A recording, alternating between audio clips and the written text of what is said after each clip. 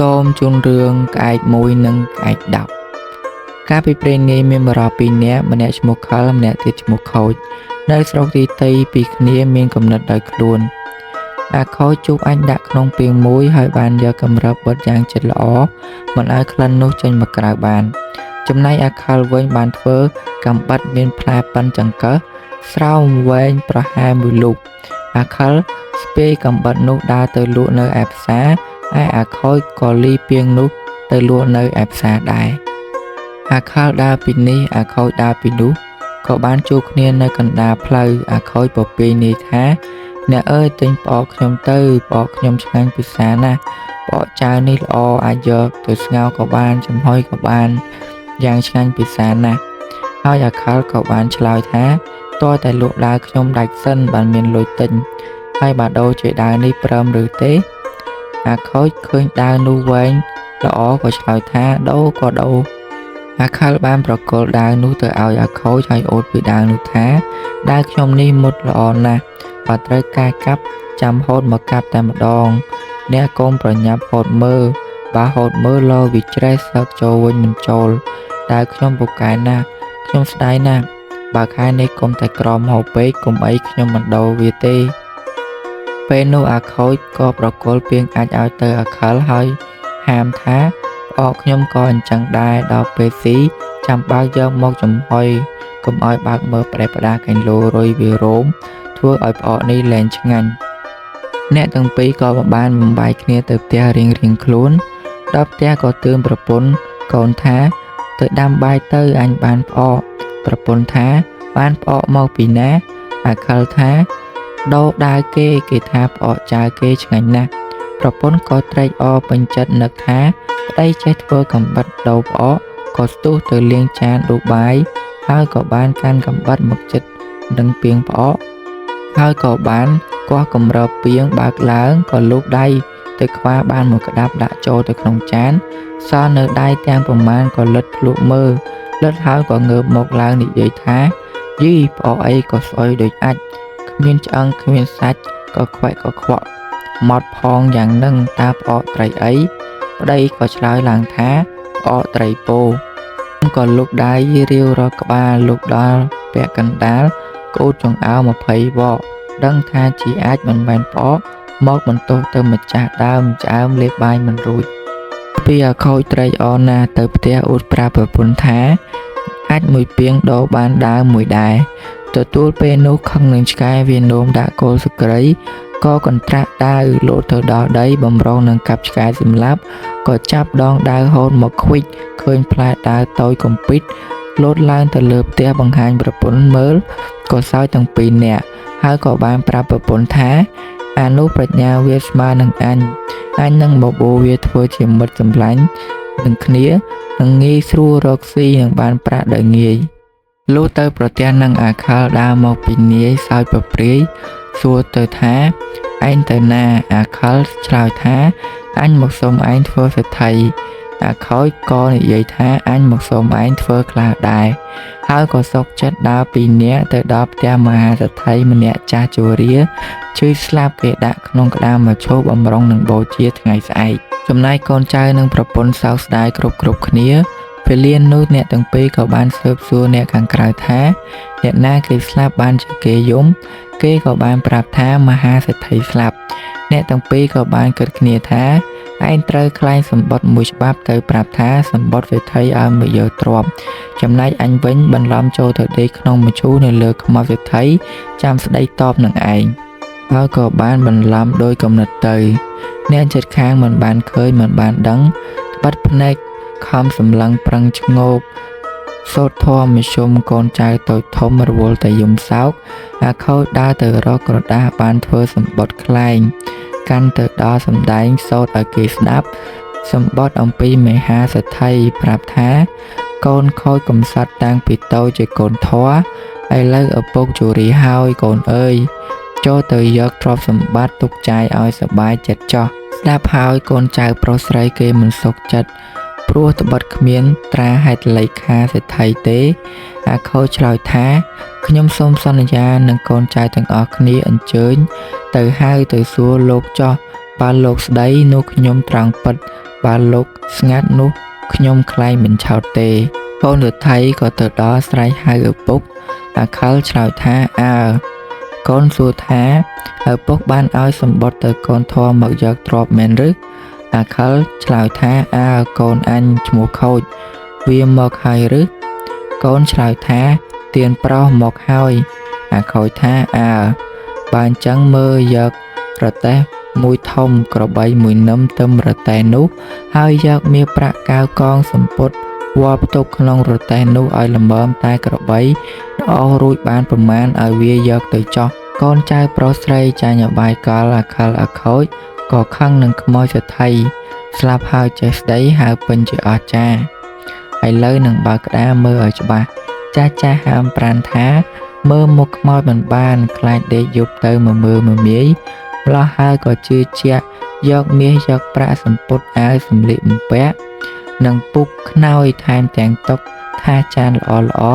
ប្រហុកអង្គដាក់ក្នុងរទេះបកលឲ្យអាខូចក៏ចេញដំណើរទៅ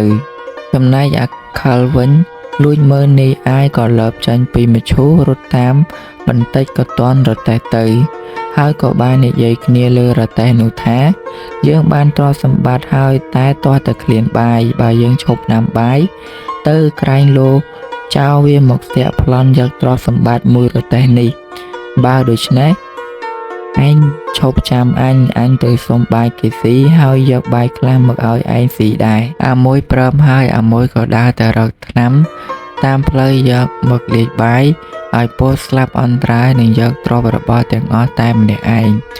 អាមួយដែលចាំរទេះក៏ធ្វើស្នាដាក់ស្ទាក់ផ្លូវបំរុងឲ្យត្រូវអានោះស្លាប់នឹងយកទ្រព្យសម្បត្តិតែម្នាក់ឯងវាលាននោះអាមួយទៅសុំបាយគេស៊ី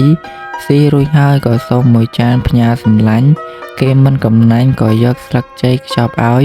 មានទាំងត្រីអាំងផងអានោះក៏លាគេដើរចេញមកហើយក៏បានយកថ្នាំប្រឡាក់បាយមកដល់ខាងអាយក៏ត្រូវស្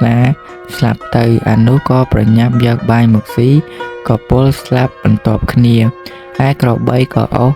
រទេះធ្លាក់ទៅក្នុងត្រពាំងដេកត្រាំនៅក្នុងត្រពាំងទៅលុះដល់វេលាព្រឹកឡើងមានបរិសម្នាក់ដើរទៅឃើញទ្រព្យសម្បត្តិទាំងអស់នោះ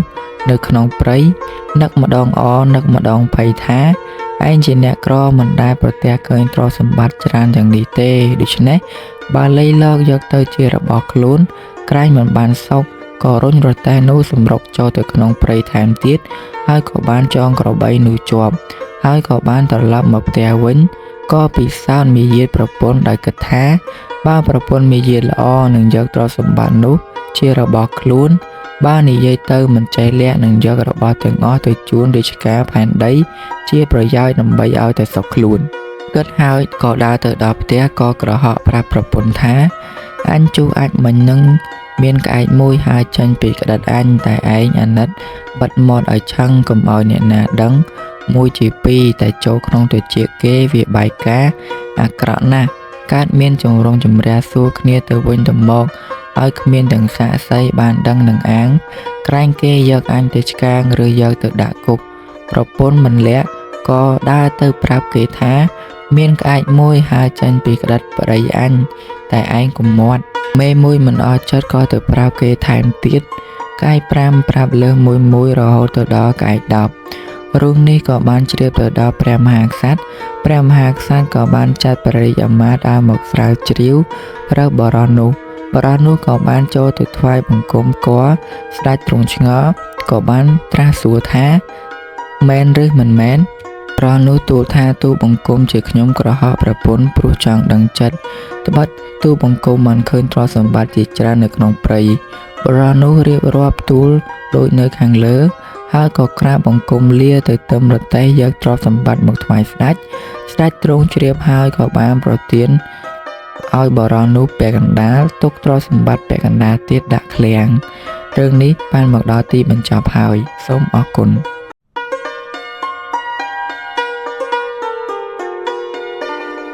សូមជូនរឿងចៅសុកនិងចៅសៅកាលពីព្រេងនាយមានបរិះពីរនាក់ជាសម្លាញ់នឹងគ្នាម្នាក់ឈ្មោះសុកម្នាក់ទៀតឈ្មោះសៅបានបួសនៅវត្តជាមួយនឹងគ្នាបួសយូរបន្តិចទៅក៏សឹកមកវិញសឹកហើយក៏ធ្វើជាសម្លាញ់នឹងគ្នាទៀត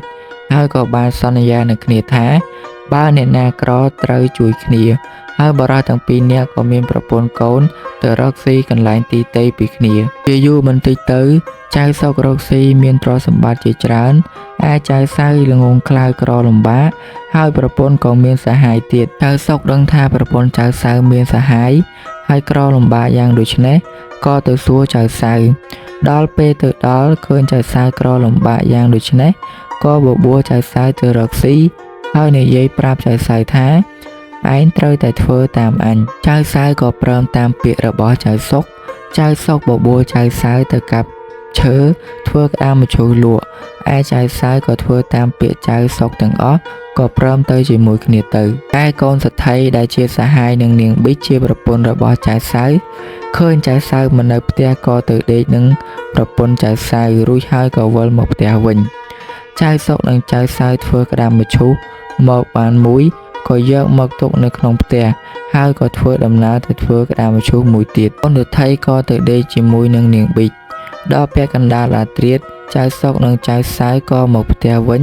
ចៅសុកខំដើរប្រញាប់ប្រញាល់មកផ្ទះមុនស្រែកហៅប្រពន្ធចៅសៅឲ្យបើកទ្វារឯកូនទថៃក៏ផិតភ័យរត់ពុំរួចនាងប៊ីប្រាប់ឲ្យសហាយដែលជាកូនទថៃចូលទៅដេកនៅក្នុងក្តាមម្ជូរហើយទៅបើកទ្វារឲ្យចៅសុកនិងចៅសៅចូលទៅក្នុងផ្ទះពេលនោះដែរនាងប៊ីបានសួរថាហេតុដូចម្ដេចបានជាវិលមកផ្ទះវិញចៅសៅប្រាប់ថាចៅសុកឈឺក្បាលវិលមកក៏វិលមកវិញហើយចៅសៅក៏ប្រាប់ឲ្យនាងប៊ីទៅដាំបាយស៊ីបាយរួចហើយដោយចៅសុកដឹងថាសហាយរបស់នាងដេកនៅក្នុងក្តាមម្ជូរយ៉ាងដូចនេះក៏ប្រាប់ទៅឲ្យចៅសៅថាចូលរកផ្ដៅយកមកចងក្តាមម្ជូរទុកក្រែងចោលវាលួចចៅសៅក៏បានយកផ្ដៅទៅចងក្តាមម្ជូររួចស្រេចហើយក៏បានថែមទាំងបោះដៃគោលថែមទៀតហើយចៅសៅពុំដឹងថាប្រពន្ធមានសហាយក៏ធ្វើតាមពាក្យចៅសៅបង្គាប់ទាំងអស់លុះព្រឹកឡើងចៅសៅក៏បានប្រើប្រពន្ធឲ្យទៅទិញអីវ៉ាន់នាងប៊ីដែលជាប្រពន្ធក៏ហួរទៅប្រាប់សេដ្ឋីថាឲ្យសេដ្ឋីចាំទិញក្តាមម្ជូរទៅបាត់កូនសេដ្ឋីទៅដេកជាមួយនឹងខ្ញុំប្តីខ្ញុំមកតាន់ក៏បានរត់ចូលទៅដេកនៅក្នុងក្តាមម្ជូរឥឡូវនេះប្តីខ្ញុំនឹងសែងក្តាមម្ជូរមកលក់នៅផ្សារនៅក្នុងព្រឹកនេះហើយប្រាប់ហើយនាងប៊ីក៏ត្រឡប់ទៅផ្ទះវិញលុះចៅសុកនិងចៅសៅស៊ីបាយរួចហើយក៏សែងក្តាមម្ជូរទៅលក់នៅឯផ្សារសេដ្ឋីក៏បានប្រើអ្នកបម្រើម្នាក់ឲ្យចាំមើលផ្លូវហើយក៏បានផ្ដាំទៅថាបើមានអ្នកណាសែងក្តាមម្ជូរមកលក់ឲ្យរត់ទៅហៅយើងចៅសុកនិងចៅសៅសែងក្តាមម្ជូរមកដល់ផ្ទះសេដ្ឋីក៏ស្រែកពពាយនេះថាមានអ្នកណាទិញក្តាមម្ជូរទេសេដ្ឋីឮក៏សួរថាតើក្តាមម្ជូរនេះតម្លៃប៉ុន្មានដែរពេលនោះចៅសុកក៏ប្រាប់ទៅសេដ្ឋីវិញថា